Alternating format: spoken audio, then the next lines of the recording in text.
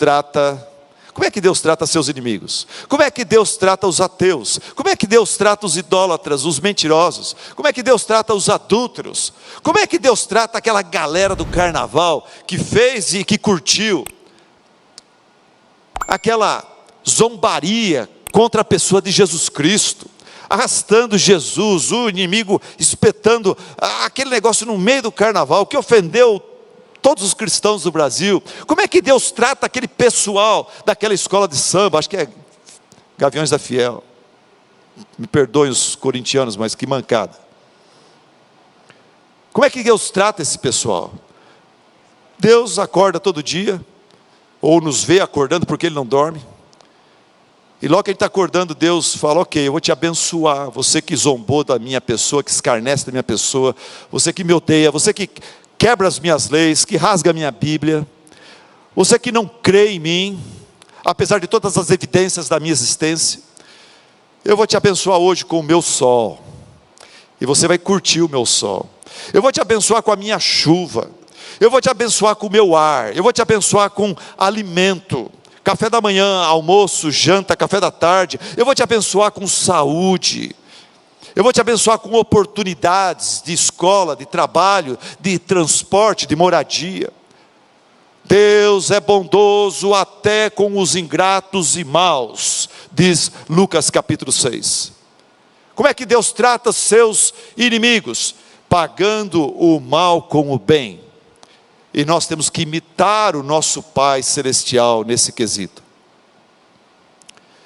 Como é que a gente ama os inimigos? Orando pela salvação deles, como Jesus orou, imitando o Pai Celestial, na forma de tratar seus inimigos, e não imitando os publicanos e pagãos. Não imitando os publicanos e pagãos. Onde está isso, pastor? Está no versículo 46. Quando Jesus fala: se vocês amarem aqueles que os amam, que recompensa receberão? Até os publicanos fazem isso. Se vocês saudarem apenas os seus irmãos, o que estarão fazendo demais? Até os pagãos fazem isto. Os publicanos eram os cobradores de impostos, arregimentados por judeus, contratados por Roma, e eles eram conhecidos e odiados por oprimir os próprios irmãos, cobrando impostos abusivos. Eles eram corruptos. Esse negócio de corrupção não é novo aqui no Brasil nos últimos tantos anos. Não, é coisa que vem desde a queda do homem no jardim do Éden. Quem eram os pagãos? Jesus falou sobre os publicanos.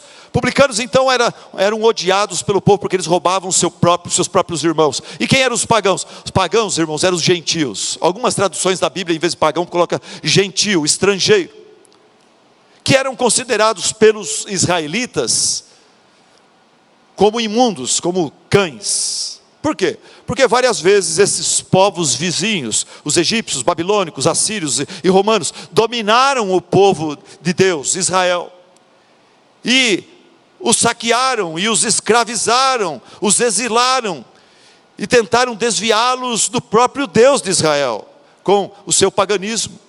Então os israelitas tinham uma bronca muito grande dos gentios, e os considerava imundos. E o argumento de Jesus aqui é o seguinte: se você só amar quem te ama, se você só cumprimentar quem é seu irmão ou amigo, você estará demonstrando que você é igual os corruptos, os publicanos e os pagãos, os gentios, que oprimem a você e te exilam e tudo mais. Quando você faz igual eles fazem, você está demonstrando que você não é melhor que eles, você é igual a eles. Anota aí. Quem não ama seus inimigos, revela ser igual ao próprio inimigo que ele odeia. Seja luz, seja sal, seja diferente, faça a diferença. Não imite os publicanos e nem os gentios. Imite a Jesus, que interagiu com a mulher samaritana, que interagia com os cobradores de impostos, com os pecadores, as adúlteras. E foi criticado por isso, lá em Mateus 9.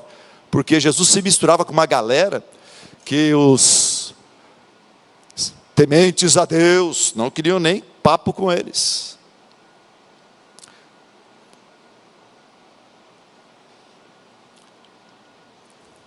Eu não posso deixar de falar uma coisa aqui.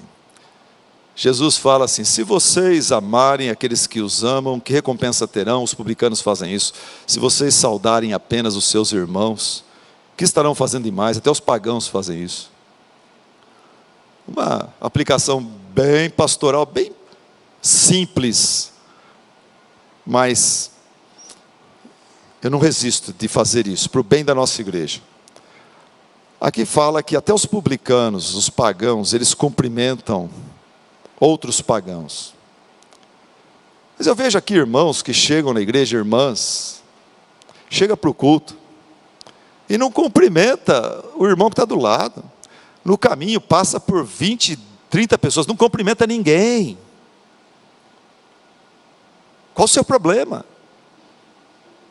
Não estou falando para você cumprimentar o inimigo, não. Você não cumprimenta nenhum amigo. Qual o seu problema? Graças a Deus, pelos irmãos e irmãs dessa igreja, que tem o mínimo de amor, e que quando eu chego aqui, quando eu vejo visitantes chegando, eles chegam, procuram, eles estendem um bem-vindo, um sorriso, um aperto de mão. Louvo a Deus por vocês, meus irmãos. E graças a Deus esse número da nossa igreja está crescendo. Estou me falando antes da pandemia, antes dos cultos, quando tínhamos os cultos presenciais. Graças a Deus por irmãos e irmãs que logo se aproximam e trazem até para mim, pastor, para o Valdir, para o Robson: olha, esse aqui é fulano de tal, é visitante, é a primeira vez que está aqui. Irmãos, isso é o mínimo. Mas Jesus fala que não pode parar aí. Alguns de vocês não estão fazendo nem isso. Mas tem que ir além, tem que cumprimentar aquele irmão que é chato, aquela irmã que pega no pé, aquele irmão que é cara fechada, ranzinza, aquele irmão que não gostou porque você pegou o cargo dele, ou sei lá qual o problema daquele irmão, daquela irmã, mas você não pode descer no nível dele, você tem que subir, e sorrir, e estender a mão, mesmo que a pessoa não te der a mão. Já aconteceu isso comigo, de estender a mão para a pessoa, e a pessoa fazer assim. Problema dele, não é meu. E eu fiquei meio sem graça na hora. Ele vai ficar à noite falando: que atitude infantil, que atitude feia, diabólica que eu tive. Daí eu dormi à noite, passei vergonha na hora, dormi à noite. Vamos lá. Então o argumento de Jesus é esse: quem não ama seus inimigos revela ser igual a eles. Não é sal, não é luz. Está fazendo aquilo que o pagão, aquilo que a pessoa sem Deus, sem a graça de Deus faz. Você está agindo como um incrédulo. Você está agindo como alguém que não conhece a Deus. E talvez você não conheça. Talvez você é membro da igreja, mas você não conhece a Deus. Irmãos, já batizamos aqui pessoas que foram batizadas e descobriram que não eram salvos. E que foram salvos agora e pediram não um rebatismo, porque o primeiro batismo foi um banho. Quem sabe é o seu caso? De falar: Senhor, pastor, eu quero no próximo grupo quero me batizar, porque hoje Jesus mora no meu coração. Hoje eu percebo que eu fui transformado. Vamos falar mais sobre isso. Vamos falar agora em último lugar, porque o poder do amor pelos inimigos. O poder do amor pelos inimigos. O poder desse amor imerecido, inesperado, surpreendente, sobrenatural. O mundo, quando vê o crente amando alguém que o odeia, o mundo não sabe o que fazer, fica perdidinho. Alguém falou assim: se o amor é a coisa mais importante que existe, amor pelos inimigos é a coisa mais forte que o amor pode fazer. Se o amor é a coisa mais importante que existe, amor pelos inimigos é a coisa mais forte que o amor pode fazer. Olha o poder do amor pelos inimigos. Primeira coisa que revela esse poder, primeira coisa: quando você consegue amar um inimigo, obedecendo a Jesus, por temor a Deus, você está então confirmando a veracidade da sua fé e salvação em Cristo. Pastor, como é que eu posso saber se eu sou realmente salvo? Eu falaram para aceitar Jesus, eu levantei a mão, fui batizado. Será que eu sou salvo mesmo? Como é que eu posso saber se eu sou uma nova criatura? Se eu fui regenerado? Que eu sou filho de Deus? Amando. Quando você ama e consegue amar, você sabe que você é salvo. 1 João 4,7. João, falando do amor ágape, amor incondicional, ele fala assim: amados, amemo-nos uns aos outros, pois o amor procede de Deus. Aquele que ama é nascido de Deus e conhece a Deus, tem relacionamento com Deus. Obviamente, e ele fala mais tarde, aquele que não ama, aquele que não consegue amar o inimigo, e o amigo, e o irmão, nem cumprimentar, não conhece a Deus, está indo para o inferno, mesmo dentro da igreja. Gente, nenhum pecador consegue amar de forma verdadeira por si mesmo. Por quê? Porque nós nascemos egoístas, interesseiros, individualistas, bairristas. Romanos capítulo 5, versículo 5, diz que se você está conseguindo amar seu próximo como a ti mesmo, o seu inimigo, é porque Deus está derramando o seu amor em seu coração por meio do Espírito que Ele te concedeu. Sinal. Amor pelo inimigo é sinal, é confirmação de que eu sou uma nova criatura. Eu não sou mais eu mesmo, Jesus está me transformando, Jesus me transformou. Então o poder do amor pelos inimigos é que ele prova e comprova de que você está salvo. O coronavírus pode vir com tudo e te matar, você vai para o céu, sem medo, sem medo. Vamos falar sobre a segunda demonstração, expressão do poder do amor pelos inimigos. Esse amor pelos inimigos nos torna mais parecidos com o Pai Celestial. Esse amor pelos inimigos nos torna melhores, aprimorados, amadurecidos, mais parecidos com a pessoa mais especial que existe no universo, o Pai Celestial. Gente, alguém disse assim, amar quem nos ama é humano, odiar quem nos ama é diabólico. Amar quem nos odeia é divino, é sobrenatural, é coisa de Deus e dos filhos de Deus.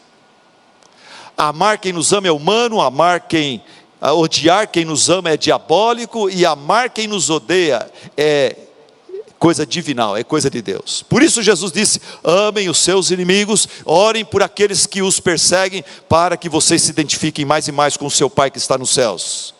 Nós nunca nos pareceremos mais com o Pai Celestial do que quando amamos pessoas que nos odeiam.